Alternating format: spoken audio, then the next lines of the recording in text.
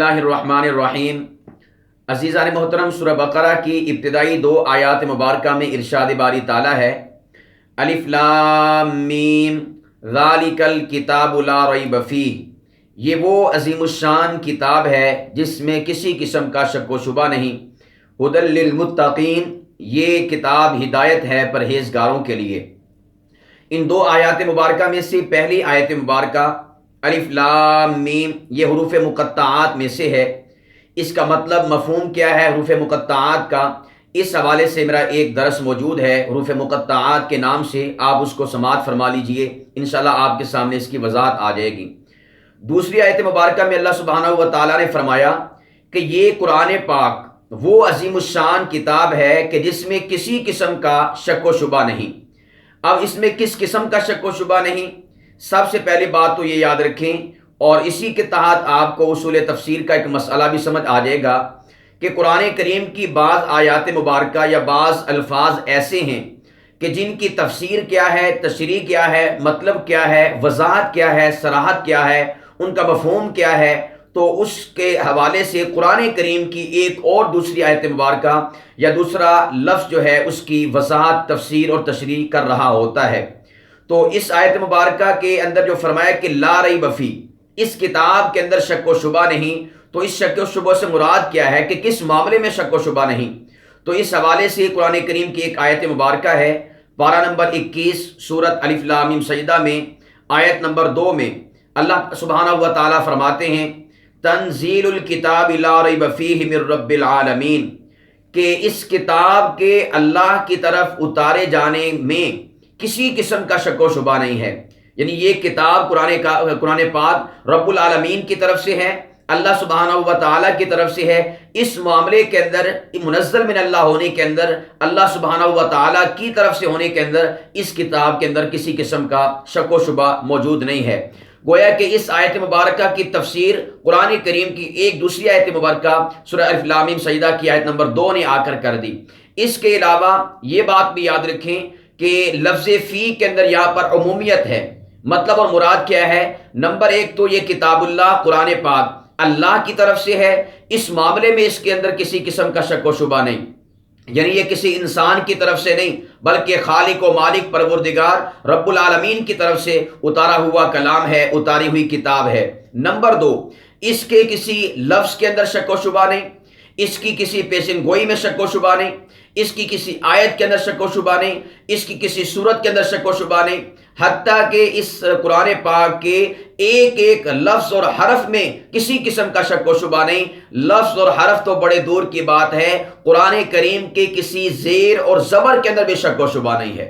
یہ ایسی مبرہ منزہ کتاب ہے، شک و شبہ سے بالا تر کتاب ہے کہ اس کی کسی زیر اور زبر اور پیش کے اندر شک و شبہ نہیں۔ اس لیے کہ جو حضرات عربی سے واقف ہیں وہ سمجھتے ہیں کہ ایک زیر اور زبر کے بدلنے سے معنی تبدیل ہو جاتا ہے، جبکہ قرآن کریم جو ہے اتنی سی بھی باریک جو شک و شبہ پیدا ہو سکتا ہے، غلطی واقع ہو سکتی ہے، اس سے بھی مبرہ کتاب ہے۔ تو گویا کہ دنیا کے اندر، اس کائنات کے اندر، اس روئے ارض پر ایک کتاب ہے، واحد کتاب ہے کہ جو ہر قسم کے شک و شبہ سے بالا تر ہے، ہر شک و شبہ سے پاک ہے، ہر قسم کے عیب سے، نقص سے، کمی سے، کجی سے بالکل پاک اور صاف ہے۔ اور وہ کتاب کون سی ہے؟ وہ کتاب ہدایت قرآن پاک ہے۔ اس کے علاوہ کوئی بھی ایسی کتاب اس دنیا کے اندر موجود نہیں کہ جس کے بارے میں یہ دعویٰ کیا جا سکے۔ عزیزان محترم، اب ہم اس آیت مبارکہ کی ایک ایک لفظ کو سمجھنے کی کوشش کرتے ہیں۔ اللہ سبحانہ و تعالیٰ نے یہاں پر ذالک الکتاب کا لفظ استعمال کیا۔ ذالک اس میں اشارہ بعید کے لیے ہے، یعنی دور کے لیے استعمال ہوتا ہے، حالانکہ کتاب اللہ تو سامنے ہے۔ اس کے بارے میں تو یوں کہنا چاہیے تھا ھذا الکتاب، یہ وہ کتاب ہے، یہ کتاب اس کتاب کے اندر، لیکن اللہ سبحانہ و تعالیٰ نے ھذا کی جگہ پر ذالک کا لفظ کیوں استعمال کیا، اس میں اشارہ کیوں استعمال کیا؟ اس حوالے سے مختلف قسم کے مفسرین نے بہت زیادہ اس کی تفسیر اور تشریح فرمائی ہے۔ میں چند ایک جو ہے آپ کے سامنے وضاحت کے ساتھ بیان کر دیتا ہوں تاکہ آپ اس بات کو سمجھ سکیں۔ نمبر 1، ذالک کا اس میں اشارہ بسا اوقات قریب والی شے کے لیے بولا جاتا ہے، اس کی عظمت، اس کی شان، اس کے مقام اس کے رتبے اور اس کی جلالت کو بیان کرنے کے لیے کہ یہ جو شے ہے اگرچہ بہت زیادہ قریب ہے لیکن عظمت کے حوالے سے، رتبے کے حوالے سے، مقام و مرتبہ کے حوالے سے بہت زیادہ دور ہے، یعنی اس کا رتبہ بہت بلند و بالا ہے، تو اس لیے ذالکہ کا اس میں اشارہ استعمال کیا گیا۔ نمبر 2، بہت ہی لاجواب تفسیر علماء نے فرمائی ہے، اور اس تفسیر کے بعد جو شاکان صحابہ کرام اور اہل بیت ہیں تو ان کے دل جو ہیں فرحت سے اور خوشی سے معمور ہو جائیں گے۔ وہ تفسیر کیا ہے؟ مفسرین فرماتے ہیں کہ جس وقت اللہ سبحانہ و تعالیٰ نے قرآن کریم حضرت جبرائیل کے حوالے کیا تو اللہ رب العالمین نے اپنی زبان مبارک سے تلاوت فرمائی، تو اس موقع پر وہ کلام تھا، کتاب نہیں تھی۔ اور جس وقت جبرائیل امین نے حضور علیہ السلام کو سنایا قرآن کریم، تب بھی وہ کلام تھا، کتاب نہیں تھی۔ اور جب حضور علیہ السلام نے صحابہ کرام کو سنایا تو تب بھی وہ کلام تھا، کتاب نہیں تھی۔ آپ پھر سے غور کیجئے گا، جب اللہ سبحانہ و تعالیٰ نے جبرائیل کو سنایا تو کتاب نہیں تھی، کلام تھا۔ جبرائیل نے حضور کو سنایا، کتاب نہیں تھی، کلام تھا۔ جب حضور نے صحابہ کو سنایا تو وہ کلام تھا، کتاب نہیں تھی۔ کتاب کب بنی؟ کتاب صحابہ کرام نے جب حضور علیہ السلام کی زبان نبوت سے اس کلام پاک کو سنا اور اس کو لکھا، اس کو سطور میں منتقل کیا تو تب وہ کتاب بنی۔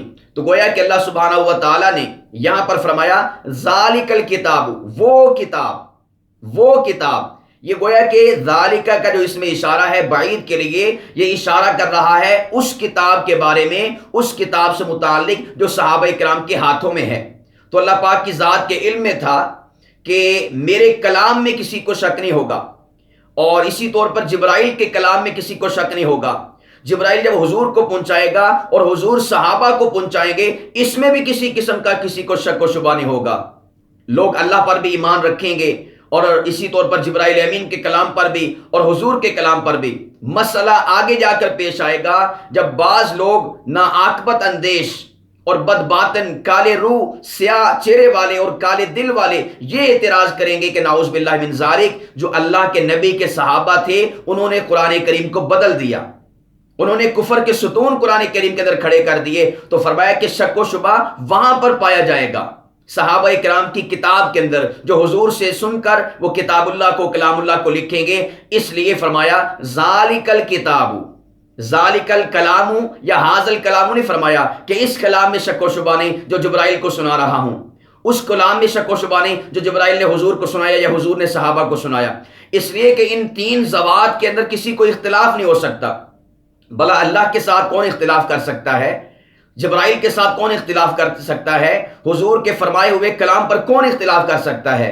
اصل میں لوگ اعتراض کریں گے، معترض بنیں گے، انگلی اٹھائیں گے، کن پر؟ صحابہ کرام رضوان اللہ تعالیٰ علیہم اجمعین پر۔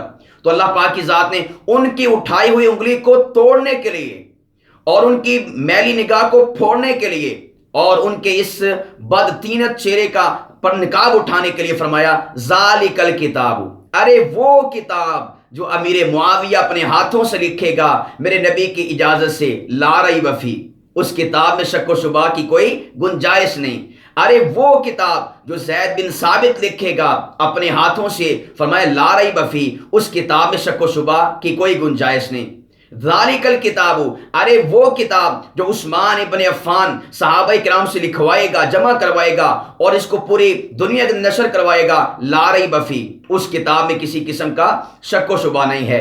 تو گویا کہ یہاں پر دوسرا نقطہ آپ کے سامنے یہ آیا کہ ذالک کا جو اس میں اشارہ بعید ہے، یہ دراصل صحابہ کرام نے جو اپنے ہاتھوں سے زبان نبوت سے کتاب اللہ کو، کلام اللہ کو سن کر ایک کتاب تیار کی تھی جو آج ہمارے پاس موجود ہے، جس کو مصحف عثمانی کہا جاتا ہے۔ فرمایا کہ لا ریب فیہ، کفار تو منزل من اللہ ہونے کے اندر شک کرتے تھے، ان کے لیے بھی اس میں سما ہے، سامان ہدایت ہے۔ اور اسی طور پر وہ لوگ کہ جو مسلمانی کا دم بھرتے ہیں، دراصل جو منافقین ہیں، وہ صحابہ کرام کی لکھی ہوئی کتاب پر اعتراض کر سکتے تھے۔ اس لیے اللہ سبحانہ و تعالی نے آج سے کئی گنا سال پہلے یعنی اربوں خربوں سال پہلے جب اللہ پاک کی ذات نے اس کی تلاوت فرمائی، چونکہ اللہ سبحانہ و تعالیٰ تو ہر ایک حال سے واقف ہے، ہر ایک کے دل سے واقف ہے، آنے والے حالات و واقعات سے واقف ہے، رب کے سامنے تو ہر شے عیاں ہیں۔ رب کو پتہ تھا ایسے بدتینت، بے ایمان اور روح سیاہ اور روح دل جو ہے لوگ پیدا ہوں گے جو صحابہ کرام کی لکھی ہوئی کتاب پر، یعنی کتاب اللہ پر، کلام اللہ پر، قرآن پاک پر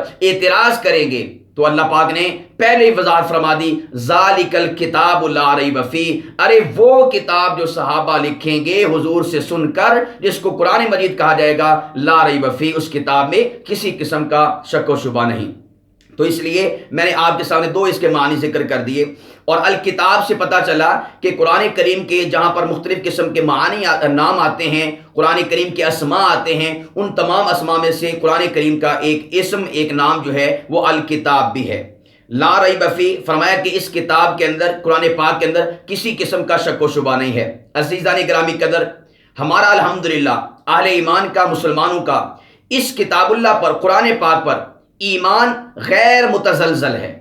کہیں پر بھی ہم الحمدللہ ذرا سی بھی جھونک نہیں کھاتے، ذرا سی بھی لچک نہیں کھاتے، ہمارا دعویٰ ہے اور ہم یہ ببانگ دول کہتے ہیں، اس روئے زمین پر فقط ایک کتاب ہے قرآن پاک کے جو ہر قسم کے شک و شبہ سے بالاتر ہے، اس کے علاوہ روئے زمین پر کوئی کتاب نہیں ہے۔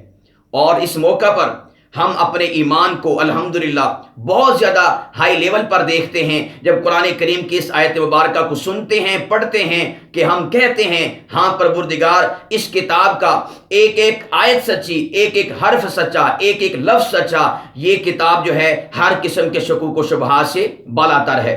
لیکن یہاں پر یہ بات یاد رکھیں، قرآن کریم نے تو یہ دعویٰ کر دیا اور بتا دیا بڑی وضاحت کے ساتھ اور بڑے ڈنکے کی چوٹ پر بتا دیا، ابتدا میں ہی کہہ دیا۔ اس کو یوں بھی کہا جا سکتا ہے دوسرے لفظوں کے اندر کہ اللہ سبحانہ و تعالیٰ نے قرآن کریم کی ابتدا ہے یہاں پر، قرآن کریم کو کھولنے سے پہلے، قرآن کریم کو پڑھنے سے پہلے، قرآن کریم کو سمجھنے سے پہلے، قرآن کریم کی ورق گردانی سے پہلے، قرآن کریم کا مطالعہ کرنے سے پہلے، مطالعہ کرنے والے کو، قرآن پڑھنے والے کو بڑے صاف لفظوں کے اندر بیان کر دیا، ارے یہ وہ کتاب ہے جس کا تو آغاز کرنے لگا ہے، جس کو تو سٹڈی کرنے لگا ہے، جس کو تو پڑھنے لگا ہے، لا ریب فیہ، اس میں پروردگار کی طرف سے کسی قسم کا شک و شبہ نہیں ہے، اس کے منزل من اللہ ہونے کی حوالے سے، اس کی آیات کے اندر، اس کی پیشن گوئیوں سے متعلق، اس کے قصص کے اندر، اس کے احکامات کے اندر، اور اس کی جو سزائیں بیان کی گئی اس کے اندر، اور دستور حیات زندگی کا بیان کیا گیا ہے، لا ریب فیہ، اس میں کسی قسم کا شک و شبہ نہیں ہے۔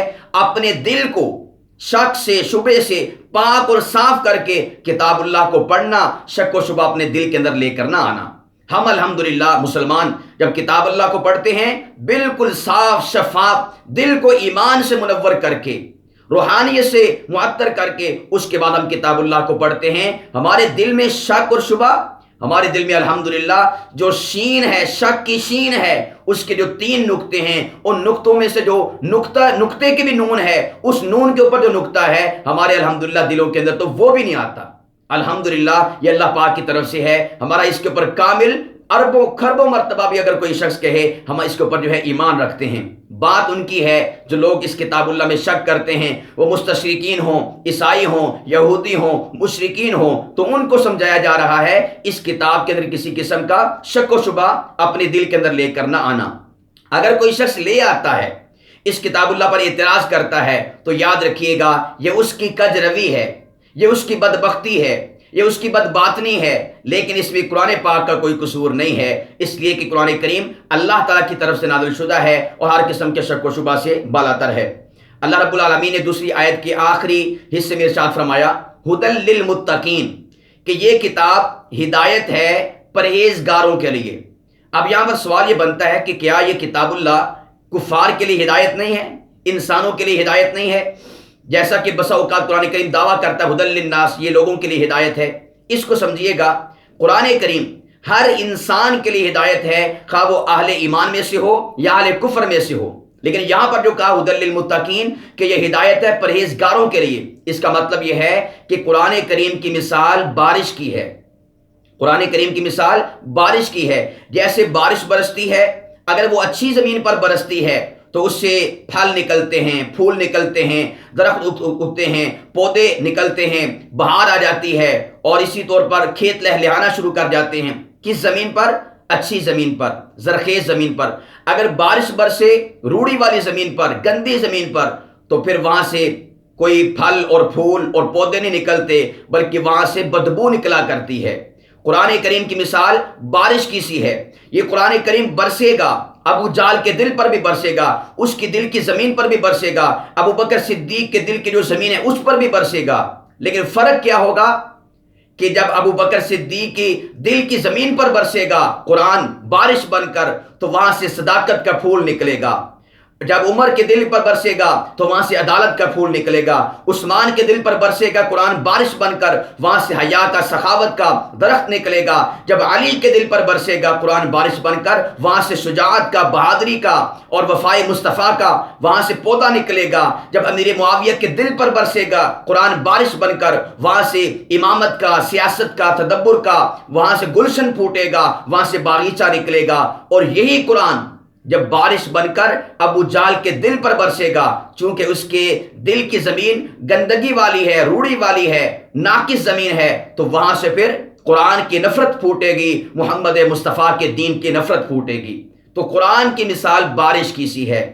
اس موقع پر میں اور آپ اپنے دلوں کا جائزہ لے سکتے ہیں کہ جب ہم قرآن پاک سنتے ہیں یا آپ سن رہے ہیں اس موقع پر قرآن کریم کی حقانیت کو، تو اس موقع پر آپ کے دل کی کیفیت کیا ہے؟